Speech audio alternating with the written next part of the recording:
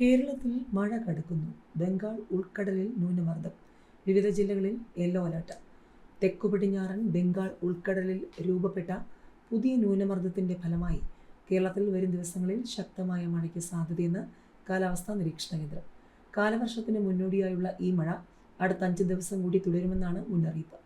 കടൽ പ്രക്ഷുബ്ധമാകാൻ സാധ്യതയുള്ളതിനാൽ മത്സ്യത്തൊഴിലാളികൾക്കും തീരദേശവാസികൾക്കും ജാഗ്രതാ നിർദ്ദേശം നൽകിയിട്ടുണ്ട്.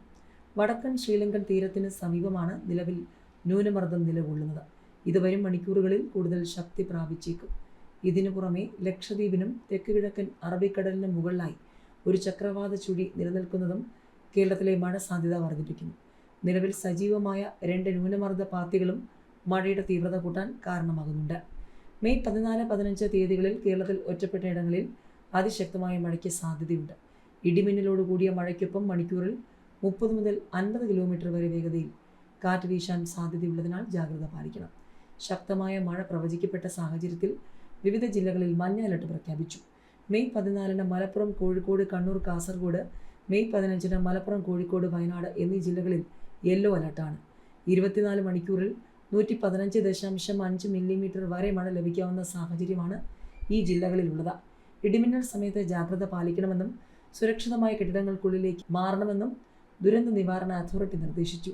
വരും ദിവസങ്ങളിലും മഴ തുടരുന്ന സാഹചര്യത്തിൽ മലയോര മേഖലകളിൽ താമസിക്കുന്നവർ പ്രത്യേകം ശ്രദ്ധിക്കണമെന്നും അധികൃതർ അറിയിച്ചു. ആദ്യം ന്യൂനമർദ്ദമെത്തും, ഒപ്പം ചക്രവാത ചുഴിയും. സംസ്ഥാനത്ത് ഏതായാലും ശക്തമായ മഴയായിരിക്കും വരും ദിവസങ്ങളിൽ. കേരളത്തിൽ വരും ദിവസങ്ങളിൽ ശക്തമായ മഴയ്ക്കും കാറ്റിനും സാധ്യതയെന്ന കേന്ദ്ര കാലാവസ്ഥാ വകുപ്പിന്റെ മുന്നറിയിപ്പ്. ബംഗാൾ ഉൾക്കടലിൽ പുതിയ ന്യൂനമർദ്ദവും അറബിക്കടലിൽ ചക്രവാത ചുഴിയും രൂപപ്പെടാൻ സാധ്യതയുണ്ട്. ഇത് ശക്തമായ മഴയ്ക്ക് കാരണമാകുമെന്നും കാലാവസ്ഥാ വകുപ്പ് അറിയിച്ചു. മന്നാർ ഉൾക്കടലിനും ശ്രീലങ്കയ്ക്കും മുകളിലായി നിലനിൽക്കുന്ന ചക്രവാത ചുഴിയുടെ സ്വാധീനത്താൽ മെയ് 11 തെക്കു പടിഞ്ഞാറൻ ബംഗാൾ ഉൾക്കടലിൽ ന്യൂനമർദ്ദം രൂപപ്പെടാൻ സാധ്യതയുണ്ട്.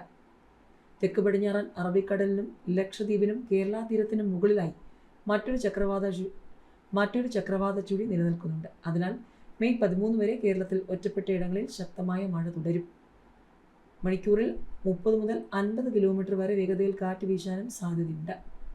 കന്യാകുമാരി, ലക്ഷദ്വീപ്, മധ്യകിഴക്കൻ അറബിക്കടൽ എന്നിവിടങ്ങളിൽ മണിക്കൂറിൽ 60 കിലോമീറ്റർ